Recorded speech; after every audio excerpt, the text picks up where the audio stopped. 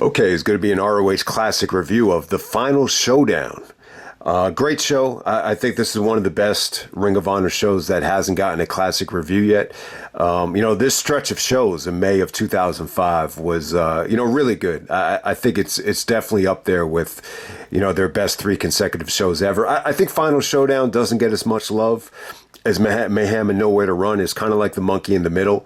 But there's still some great stuff on this show. It has a great double main event. It's got a really, really strong undercard as well. May of 2005. I really feel like this is when Ring of Honor, was really, coming into its own, right before the summer of Punk. So we're going to go all the way back to May 13th, 2005. This is from Dayton, Ohio, the Montgomery County Fairgrounds. We got about 600 in attendance. We got commentary by CM Punk and Dave Prazak. And, one of the issues with this show is I got to say, one of the poorest lighting on a Ring of Honor show. I'm not sure if it's exactly the lighting, but, they've had this problem in Dayton before on, Final Countdown Tour Dayton. If you remember, the hard cam looked really out of focus and really, really soft. With this show, it almost looks like purplish or bluish, some of these hard cam shots.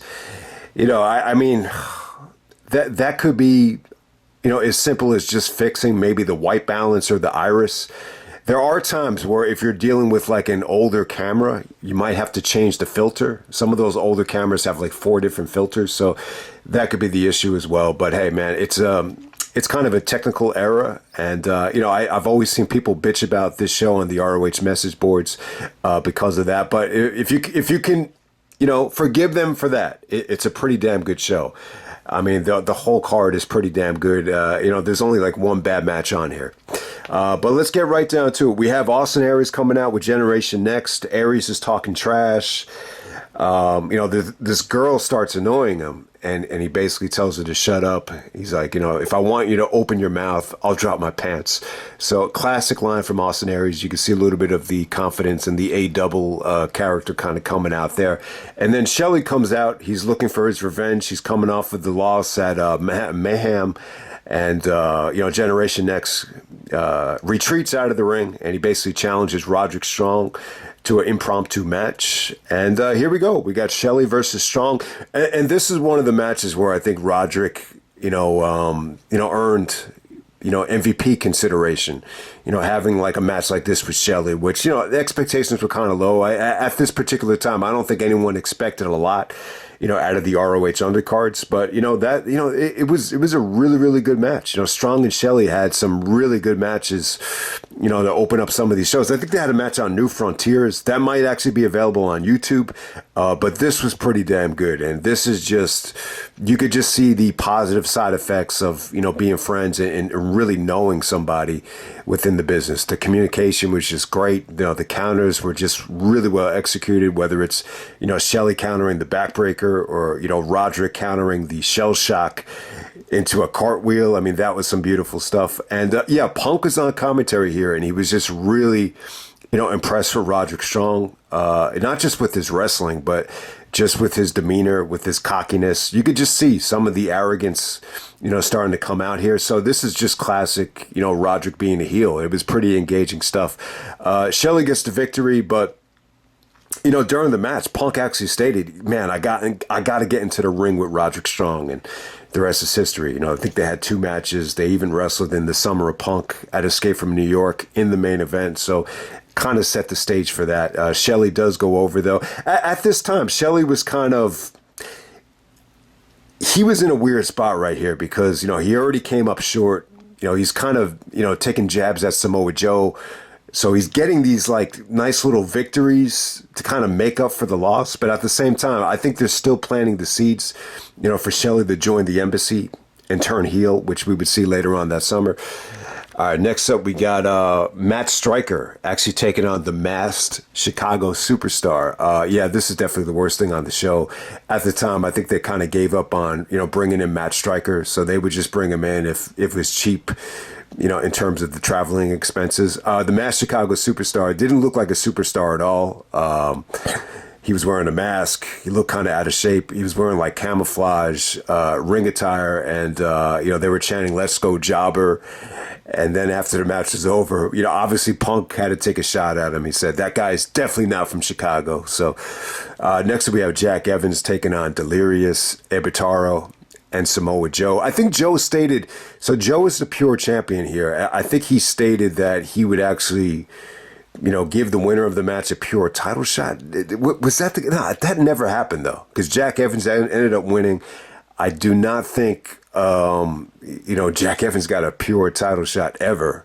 That sounds kind of, against the grain right there. But, this match gets a lot of love. This was actually voted one of the top 100 Ring of Honor matches ever. When I watch it back, I would definitely not agree with that. But if you were in the crowd for this show live, I could see why, maybe you would have voted this. I mean, it's kind of a comedy match. This is kind of like a Chikara style match, or, one of those PWG, tag matches with everybody that lost from the tournament. They do slow motion stuff. They do comedy stuff.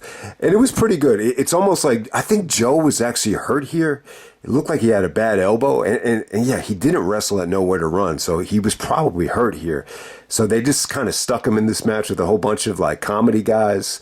And, Joe basically wasn't taking the match serious. He was basically saying like I can't take any of you guys seriously before the match even starts. Jack starts jawing at Joe, telling him that he's going to beat him. It was a lot of fun, though. There's some good elements here. If you haven't seen Ebetaro, he's like a Japanese comedy wrestler. He basically wears a mask. He's a little bit fat too. It was funny because Delirious was showing off his muscles, and then Ebetaro was showing off his belly. Like that was pretty funny stuff. Jack Evans, it said "Konnichiwa, bitch" to Ebetaro. That was funny. And then Jack actually puts on the kind of dressed up like a ninja here. So you saw some good comedy elements. Joe was in the match very, very shortly, though. Once he started choking out Ebetaro, Jack Evans actually hit the 450 on Delirious, and he was the legal man, so he stole the victory. And then he said, and then he rubs it in Joe's face, saying, you lost, Joe. Like take that, bitch. And then Jack Evans gets the victory. What the hell was Jack Evans' theme music at this time? It sounded like Tony Yayo. Anyone remember Tony Yayo from G Unit? Was not a big fan of him. The lyrics go like, "Hey, hallelujah, more power to you," and Jack was rapping the song as well. I don't think I've ever heard of that rapper though. But yeah, Jack Evans had some pretty unique themes, and he even had an Eminem theme that I never heard of that Eminem song. But I think that sounded like Tony Yayo. If anyone knows who the rapper was, I'd like to know. But hey, man, we're going to move on. We're going to move on to BJ Whitmer and Jimmy Jacobs taking on the Second City Saints of Ace Steel and CM Punk. I'll tell you what, when this match started, I thought it kind of dragged a little bit. Ace Steel is definitely the weak link in this match. I mean, he's a good trainer. I'm not crazy about seeing the guy like in a pure wrestling match. They tried to tie this in with the Second City Saints and the Prophecy storyline. They showed clips of battle lines are drawn when BJ Whitmer and Punk are going at it because of Daphne. I think Daphne actually got taken out. That was Punk's girlfriend at the time. I think her name was Lucy in Ring of Honor, if I can remember correctly. But pretty good match right here. I mean, the selling point here is you get to see Punk and Jimmy, take on each other. I don't think you ever got to see Punk and Jimmy face each other, at least in Ring of Honor. And, if they had met like in their primes, this could have been an amazing storyline, just like, Cabana and Jimmy was, or, Jimmy and, Jimmy's had some amazing feuds. I mean, no doubt about it. I think Punk and Jimmy, could have been on the level as like, Punk and Kevin Owens if they ever got a chance to have a feud. I mean, you could have gotten some really, really good, dialogue, especially how both guys, really, really fall for women hard. You could have tied that into the storyline as well. But hey, man, the match was really good. Punk was in great shape at this time. See, if Punk kept this physique going into the WWE, he would have been fine. I think he felt like he had to put on a lot of weight. He tried to put on a lot of muscle clean, and I think he just got a little bit fat. Here, he just looked muscular, slim, and just trim. And, he just looked really, really good in the ring at this time.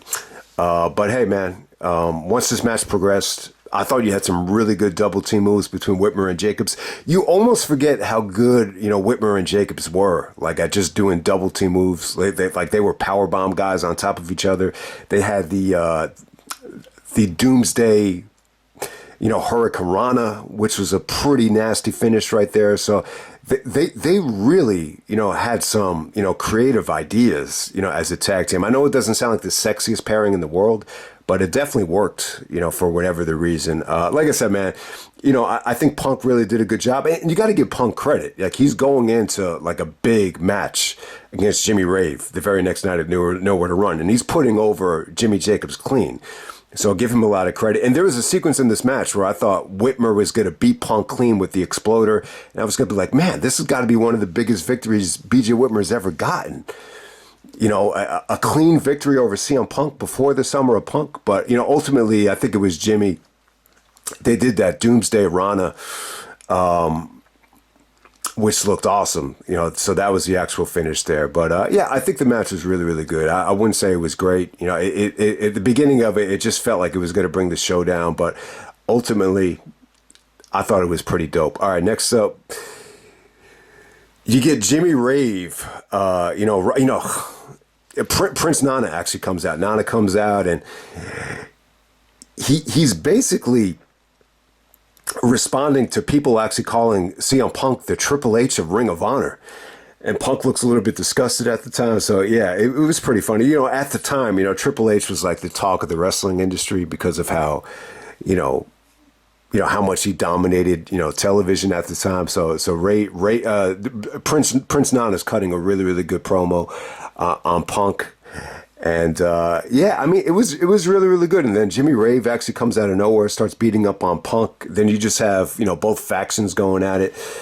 And this leads us to Jimmy Rave taking on Matt Sydal. The funny thing is here with the embassy, with Nana and Rave, I seriously doubt they had the money to have a helicopter. They must have just found some helicopter, outside of Dayton that was like parked.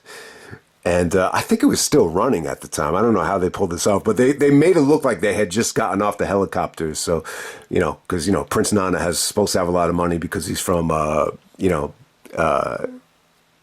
one of these luxurious places in Africa or whatever. You get the point there. But I thought it was funny how I thought it was slick how they used that helicopter there. So they actually showed footage of Matt Sydal,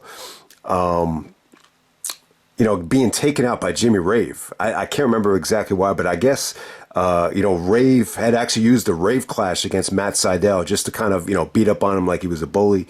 So Matt Sydal comes out to get his revenge, and he saves Punk somewhat with, beating up on Jimmy Rave. And then we get this sweet little match between Jimmy and Matt Sydal. Pretty good stuff, man.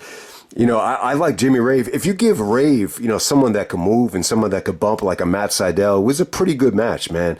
I think Rave looked extremely good here. Matt Sydal, was busting out moonsaults. Just some of the planches out of the ring were just really, really good from him. You know how good Matt Sydal is. And yeah, Jimmy had some nice transitions into the Shining Wizard, and then he finishes him off with the Rave clash. So there's still, building up to the big match with AJ Styles down the road. But this is pretty good. Like, this wasn't just a squash. This was just another solid match on the show with Jimmy and Matt Sydal. And then next up, we got Colt Cabana and Doug Williams taking on Chad Collyer and Nigel McGuinness. Yeah, Chad Collyer was all right. I mean, I think they had kind of given up on him, the same way they gave up on Matt Stryker. But, he was good for this style of match. So this is more of a European style. Cabana and Nigel, their matches got a lot of attention, and they were saying, like, these are the matches that really put Nigel on the map. And I'd have to agree. I mean, the Manhattan Mayhem match was really, really good. They were able to kind of blend comedy with the European style, and that's exactly what they did with this tag match right here. Because Doug Williams, I was going to say Doug Collins. Doug Williams is, a hell of a wrestler. Obviously, he could go, the European style as well. But, they just had a lot of comedy elements. And, the matches between Cabana and Nigel were pretty eye-opening, like, when you look back on them. This particular match, I mean, it's a tough sell. I mean, there's like too many tag matches on the show. It's tough to make this feel important, though. But yeah, I guess the biggest story of the match is that Cabana wanted to get his revenge on Nigel. Nigel gave him a cheap shot, a low blow of mayhem. So Cabana gets the win back here with the European clutch. But, what they did here was fun, though. They were doing some really like intricate submission works. Nigel actually had this key lock takedown. Doug Williams with the Chaos Theory. Just the style here was really, really fun. They were able to blend it with comedy as well. So, really, really solid match right there. I don't think anyone is going to remember this that well, but it was a nice little way to continue this, awesome rivalry between Cabana and Nigel. And, you think of Cabana as strictly a comedy guy, but you got to give him credit. He was really able to, showcase the experience that he got over in Europe, in some of these matches against Nigel. And, Punk is actually on commentary here. And yeah, I mean, back at this time, he really went out of his way to, put over Cabana. He actually said that they stole the show at the 3rd anniversary celebration part 2, which was also in Dayton. That show is really, really good too. You got like 5 matches on that show that could have, stolen. I don't think anything on that show was like amazing, but people always, mention that show as, one of the more, consistent and one of those Ring of Honor shows that just had a tremendous amount of depth. That's 3rd anniversary celebration part 2 from Dayton. I think you could, they said Nigel and Cabana was match of the night, but you could also argue that, Spanky and James Gibson was. I think Punk and Rave had a good match on that show. I think AJ might have been on that show as well. But yeah, there was a lot of Alex. Wasn't it Shelley and Punk? I could be wrong there. I might be getting the anniversary shows confused. But the anniversary celebration lasted 3 shows, but the second one, the one from Dayton, that will be the best one. One of the more underrated ROH shows ever. I'd actually like to revisit it down the road. Next up, the ROH World Title match. We got Austin Aries taking on James Gibson, aka Jamie Noble, in the rematch from Stalemate. So if anyone remembers the match from Stalemate, God, that match from Stalemate was awesome. This probably had the better finish, though. So if you remember, that was actually like a double pin. Which makes sense as to why they call this Stalemate. And we get the rematch here with, James Gibson. I got to say, when you watch this match back, I think they definitely had plans for, James Gibson to win the ROH title. He was really protected here, but they were able to find a very satisfying finish, and they were able to still protect James Gibson as well. So, yeah, this is, Aries and Gibson, these 2 matches that they had at Stalemate and then the final showdown, phenomenal matches. I think this final showdown match gets a little bit more love. I think it's definitely got a better finish. I think some of the work leading up to the finish from Stalemate was actually better. I think the crowd was a little bit better at Stalemate too, but this was still good. This was great stuff. This just had everything in it. Just had good storytelling, good psychology. You get to see Jamie Gibson, bust out, a tremendous high spot here. Punk was even saying on commentary that like these were like the first matches where Gibson, went aerial and like put his body on the line, took dives into the crowd. Like, it's true. Like when you look back at his cruiserweight title reign on SmackDown or WCW, I don't really know if he was that much of a high flyer. Maybe in WCW he was, but yeah, I mean, it was awesome. Some of the selling that Gibson did with Aries working over the arm and the shoulder. And, Punk was even saying like this might not look like it hurts, but trust me, when someone's, working on your arm like that and then pounding it into the mat, like this is really, devastating. This is very painful. So, I mean, it was good, man. It was some good stuff here. At the time, it's funny, like Aries, I guess some of his offense wasn't that well scouted yet. Over the years, like everybody knows what's coming with Aries. Like if you get Aries in the leg scissors, he's gonna, nip out of it and do a drop kick. At the time, Gibson didn't see that coming, and so I thought it was funny how, some of Aries' offense, it wasn't like, that documented quite yet. So that's one of the things you notice from this match. But yeah, the finishing stretch here was beautiful. I mean, there was some beautiful selling from Gibson. eventually he was able to lock in the front face guillotine face lock. Aries actually was able to hit the 450. Gibson kicks out of that. Gibson actually hits a Gibson bomb. The whole arena thought that was a finish. Aries kicks out of the Gibson bomb. So you had, two epic false finishes there. And then, Gibson locks on that front face guillotine face lock, and Aries is trying to escape it. And instead of just breaking it or finding a way out of it, he just kind of drops Gibson off the top rope. It's not even a power bomb. He's just desperate, and he just kind of drops down. And Aries, finds himself on top of Gibson, and referee counts 3. Gibson has the hold still locked in, but he's unconscious, and that's the finish right there. The finish looks good. Finish came off great. It made it look like, Gibson had the match won if he was just able to, not get pinned, because he still had Aries in the submission on the finish. It was really, really good. Genius finish right there. I really loved it. And still, you still protect Gibson to get him ready to win the title from Punk. And then the main event, we got Bryan Danielson taking on Homicide. This is the best of 5 series, a steel cage match.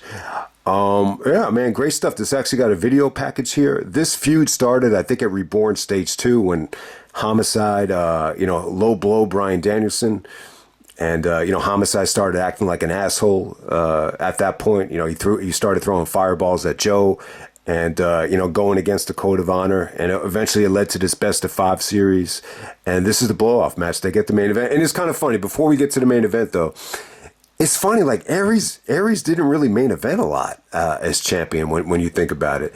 I mean, don't get me wrong. I mean, he main evented against Joe. And obviously, when he lost the belt against Punk, that was the main event. But yeah, it feels like we're in a stretch right now where, you're putting other things above the title, whether it's, Joe versus the Rottweilers, or Bryan Danielson and Homicide, or Jimmy Rave and CM Punk.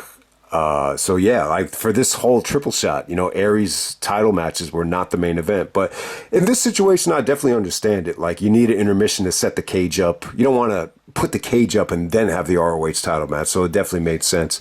But good video package here. Homicide comes out with Beanie Siegel. That was, I probably said this before, but that was the first time like I ever heard of Kanye West. Kanye West actually did the beat for, that Beanie Siegel song, The Truth, that Homicide uses with the Kill Bill mix. And, first beat I think Kanye West ever got credit for on Rockefeller, if I'm not mistaken. And then Danielson comes out with the Offspring intro from Self-Esteem. And then I guess it's from Star Wars, that doo doo doo doo doo doo doo doo. I forget exactly what movie it's from, but I think it's from Star Wars. I'm not really a Star Wars expert. I hate to say it, but yeah, it was cool, man. It was an awesome entrance. Steel cage match was great, very memorable. I think it's the best match in this best of 5 series. It's not the best Bryan Danielson and Homicide match.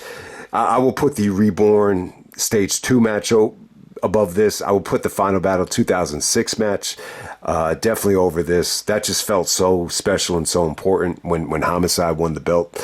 But this was good. This was probably the best of the series. They've done best of 5, best of 3 series. Danielson and Aries was good, and this Danielson Homicide series was pretty damn good as well. I think they did a good job playing off their previous matches. You get to see Danielson just, this is a violent, relentless version of Danielson. And, so if you love the violent version of Bryan Danielson, you get to hear the whole match. He's not as strategic and methodical here. So, which is good. I think for this situation, it definitely worked. They played off the previous matches beautifully. Danielson actually hits the Regal Plex. Homicide kicks out. I think that actually ended one of their previous matches. They played off the Reborn match where Homicide hits the low blow and the lariat. Danielson kicks out of that. So it was good, man. Homicide is actually wearing a collection of Tupac images from All Eyes on Me as his t-shirt here. And yeah, I just think Homicide's a unique character, man. I've seen guys at the park that can be just very, ruthless, very relentless. This is one guy I'm playing with now. I really don't like him, but he does kind of remind me of Homicide. And so yeah, he has, something unique about him, Homicide. but Danielson gets the job done. The finish is incredible. Danielson does an airplane spin. He rotates him for a couple of minutes, man. It's pretty impressive. You know, Homicide had to be dizzy as hell to do that. Danielson, you got to be in amazing shape to do that. And think about how great of a workout that is, to be able to, maintain the guy on top of your shoulders and spin around 100 times or whatever it was. Homicide had to be dizzier than Rey Mysterio on that spot. You remember Mysterio used to get, there were reports where he used to be dizzy at certain points when he was on SmackDown. So yeah, that was the finish though. You know, Danielson just, airplane spinned him to death, and pretty satisfying finish. And some of the fans were chanting the Homicide, "You're going to choke like the Yankees." And Homicide does not obey the code of honor. He shakes Danielson's hand, then he gives him the ace crusher, and then Danielson takes a shot at Homicide saying, "You choked just like the Yankees." At this time, I think Yankees are coming off of blowing that lead to the Red Sox in 2004, where A-Rod had that terrible series. So, but yeah, man, that's the final showdown. I mean, with this show right here, I'm gonna say this, man. I think Shelley and Strong is worth checking out. The comedy match with Joe and Ebetaro, it's really unique.